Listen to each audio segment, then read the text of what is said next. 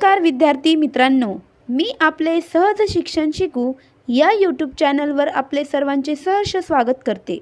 मित्रांनो, मोलाईस काथोनी या पाठाचा राहिलेला भाग आता आपण समजून घेऊया. मित्रांनो, हा पाठ आपण अगदी सोप्या भाषेतून समजून घेऊयात. मित्रांनो, या पाठाबद्दल आपणास काही समस्या आणि अडचणी येत असतील तर त्या अडचणी आणि समस्या मला कमेंट करून जरूर कळवा. मित्रांनो, आपण जर या चॅनलला सबस्क्राईब केलं नसेल तर प्लीज या चॅनलला सबस्क्राईब करून घ्या. With Molai now spend all his time on the small island. आता मोलाई त्याचा सर्व वेळ या छोट्याशा बेटावर घालवू लागला.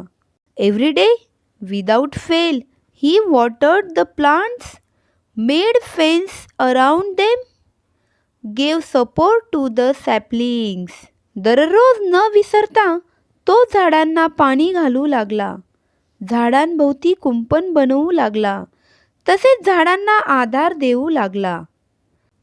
He even carried good soil in his little boat and spread it near the plants. तसेच तो आपल्या छोट्याशा बोटीमध्ये सुपीक माती घेऊन जाऊन झाडांजवळ पसरवू लागला. Someone told him that red ants are good for the soil. कोणीतरी त्याला सांगितले, लाल मुंग्या माती करता फार फायदेशीर असतात. They would make the sandy soil fertile. त्या वाळूपासून सुपीक माती तयार करतात. मोलाई then carried heaps of them to the island. म्हणून मोलाईने त्या मुंग्यांच्या ढीगच्या ढीग बेटावर आणले. He was not put out by the ant bites. तो मुंग्याच्या चावाने त्रस्त झाला नाही. He also took different types of grasses there.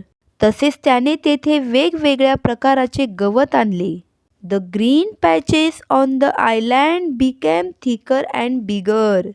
बेटावरील हिरवे पट्टे अधिक दाट आणि अधिक मोठे झाले. For months and years, Molai work all alone on the small patch of the island. खूप सारे महिने आणि वर्ष मोलाई त्या बेटावरील छोट्याशा पट्ट्यावर एकटाच काम करीत होता. He live in the company of trees. He spoke to them. तो झाडांच्या सहवासात राहत होता. तो त्याच्याशीच बोलत असे. May be the trees understood his language, his words of affection. झाडे सुद्धा त्याची भाषा, त्याचे प्रेमाचे शब्द समजत होती. They responded by growing vigorously. झाडे जोरदार वाढून त्याला प्रतिसाद देत होती. With trees came birds, insect and animals.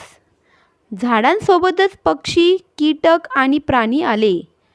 They like the place. त्यांना ही जागा आवडली. Unknowingly, they brought many more seeds to the place. नकळत त्या सर्वांनी या जागेवर खूप सारे बियाणे आणले. The place began to get rich with different form of life. त्यामुळे हे ठिकाण वेगवेगळ्या जीवसृष्टीमुळे समृद्ध बनले. Even then, Molai did not abandon his work. तरीसुद्धा मोलाईने आपले काम अर्धवट सोडले नाही. The forest now became a second home for him. आता हे जंगल मोलाईसाठी दुसरे घर होते. People in that area named it Molai's Kathoni, Molai's forest. लोकांनी त्या क्षेत्राला मोलाईस काथोनी म्हणजे मोलाईचे जंगल हे नाव दिले.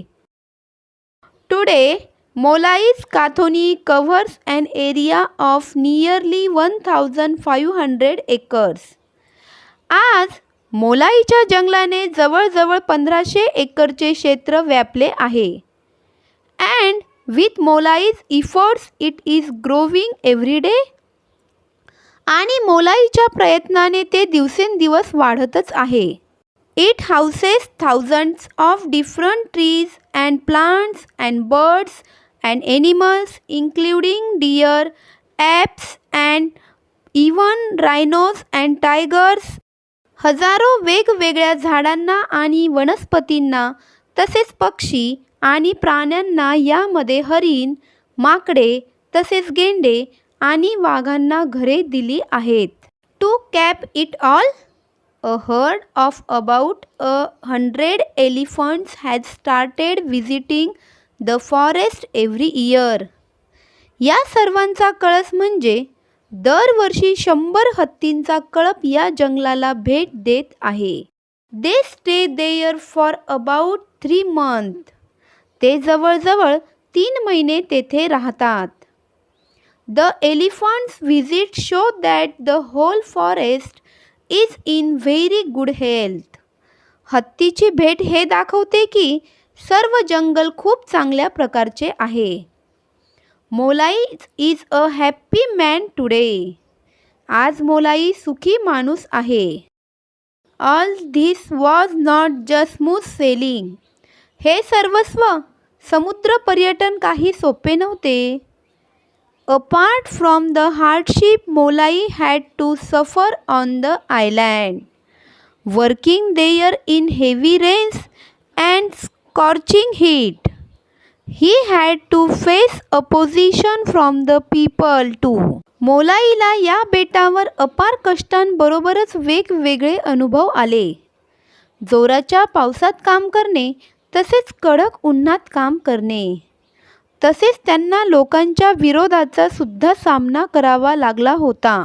He never thought of stealing from his forest, but others did. या जंगलातून चोरी होईल असा त्याने कधीच विचार केला नाही, परंतु इतरांनी तसे विचार केले होते. He had to guard his island against poachers. म्हणून बेटावर शिकार करणाऱ्या विरुद्ध त्यांना लक्ष द्यावे लागले होते. When people wanted to cut down the trees, he stood up in their defense like a rock. जेव्हा लोक झाडे कापण्यासाठी येई तेव्हा तो झाडाच्या रक्षणासाठी खडकासारखा समोर उभा राही. You will have to cut me before you cut the trees, he warned.